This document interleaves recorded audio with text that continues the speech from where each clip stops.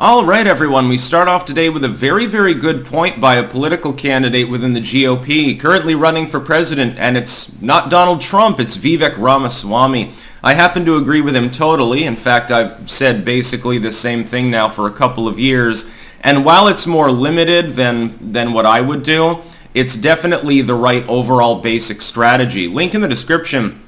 You can read it for yourself. I'll read it verbatim here. Here's what he posted the other day. Here's how we protect Taiwan without going to war with China. Open a branch of the NRA in Taiwan, put an AR-15 in the hands of every family, and train them how to use it. That'll give Xi Jinping a taste of American exceptionalism. I like this dude. So far, by the way, although I plan to vote for Trump, Vivek Ramaswamy, God, maybe he'd make a good running mate for Trump. He seems to be ticking all the boxes. This is a good idea. Now, I would refine it a little bit. You need more than AR-15s to defeat, 100 million Chi-Coms coming over in retrofitted fishing boats as de facto carriers, troop carriers. You need more than that. You'd also need 50 cal sidearms, body armor, etc. You'd need a local armory system as well for, stuff that's more high-powered. The basic premise, though, is completely true. And you wouldn't want the NRA to administer it. The NRA are FUDs. You'd probably want Gun Owners of America or the Firearms Policy Coalition involved. The basic idea, though, yeah, okay, Ramaswamy gets an A+ for this. Again, I couldn't have said it better myself, having said it for several years. The premise is that a martial population is much harder to invade. And this has been true throughout history. Look at the history of the last 1,000 years or so of the world. Countries that don't have martial populations tend to get invaded or have civil strife quite often. Peace is relatively not commonplace. It's relatively uncommon.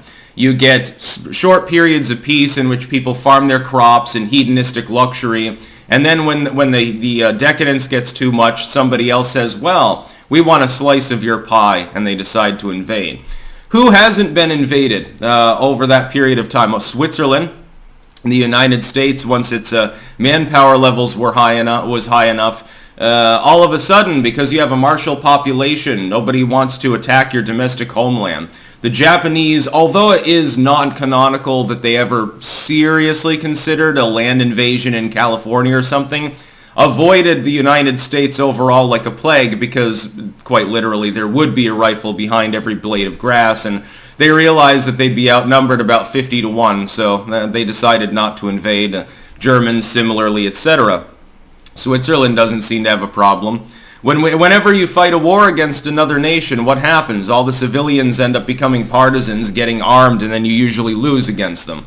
Look at Vietnam against the United States once and China twice for a great example. They also kicked the shit out of Pol Pot, who had a more organized military strategy at the time. Ramaswamy is correct. I would go further, though. Number one, again, you probably don't want the NRA administering it. You probably want a group that actually stands for the Second Amendment as opposed to the revisionist Second Amendment post-Cruikshank. Second, it's not just, you're not going to beat the Chinese with pump-action shotguns, for example. That's number one. Number two, you need to go further as far as what weapons you make available. You'd need to lobby Taiwan effectively to adopt something like a Second Amendment. You would need to martialize the population. Now, males there, and I can't remember if females do this, already take basic military training for, I think, 2 years when they're like 18 to 20 or thereabouts. That's good. Learning karate and knowing how to shoot a gun is important, but it's better if you have a gun at home. It's better if you have a martial population and an armory system, of course. You need to go further, though. Taiwan first would have to legalize that, so we'd have to do lobbying. Secondly, it would be a good idea if we were to talk to the government of Taiwan and say, look, there are basically two possibilities to ensure that you're not invaded by the Chinese. The first, which I think they would be hesitant to do, is say, okay, we're scrapping the one China policy. You need to simply declare your own sovereignty. Say, look, we've been separate from you for several generations. We don't recognize the same values. We're not the same anymore. We've diverged effectively. There's going to be two Chinas, and Taiwan is going to be a sovereign nation. That is that Beijing is the capital of China.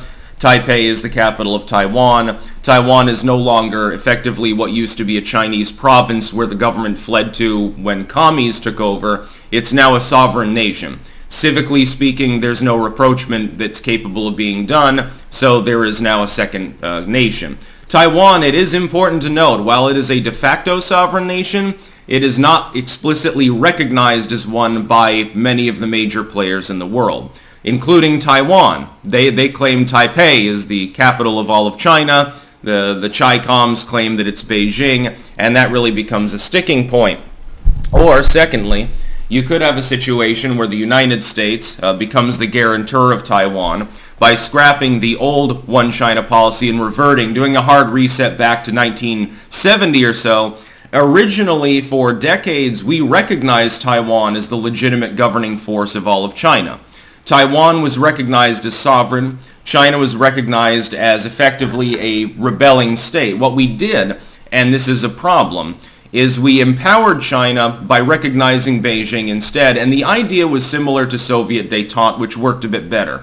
The idea was that you did trade with a country, and that gave you diplomatic leverage. And it worked. Let me tell you, China abandoned its hardline economic policies by the 80s, started drinking Coca-Cola and doing crapple iPhones and shit. Well, that's wonderful. China was uplifted economically. Thank you, United States, by the way. It was largely our doing. People that are saying Chinese central state policies created so much wealth. Yes, China absolutely would be the shining symbol that it is of quasi-capitalism in mixed or market economics, by the way, today if it weren't for trade with the Western Hemisphere. Absolutely. They totally wouldn't still basically all be peasant farmers. Now, the problem is that while they advanced economically and therefore became more powerful, the leverage moved in both directions and they never abandoned the social authoritarianism, and in fact now are exporting it to the West. When you see wokeness, etc., a lot of that is funded explicitly by China. Look at TikTok if you don't believe me.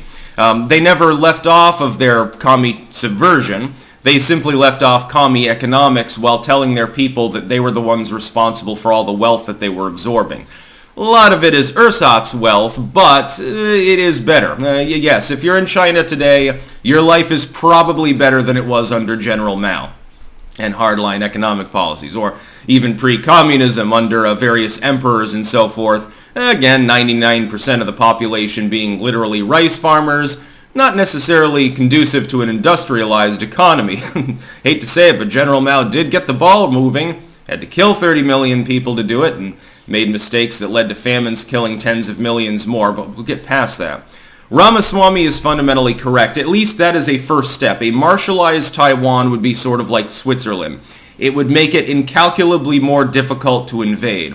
When you're not fighting a standing military force alone, but you're fighting, first you have to have the ability to get to their island, because Taiwan's an island, which requires more air and sea power.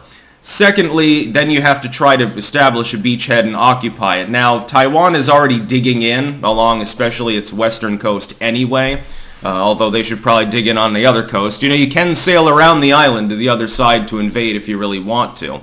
You've got anti-ship missiles, etc. You have a reasonable green water naval capability and air force. That's wonderful.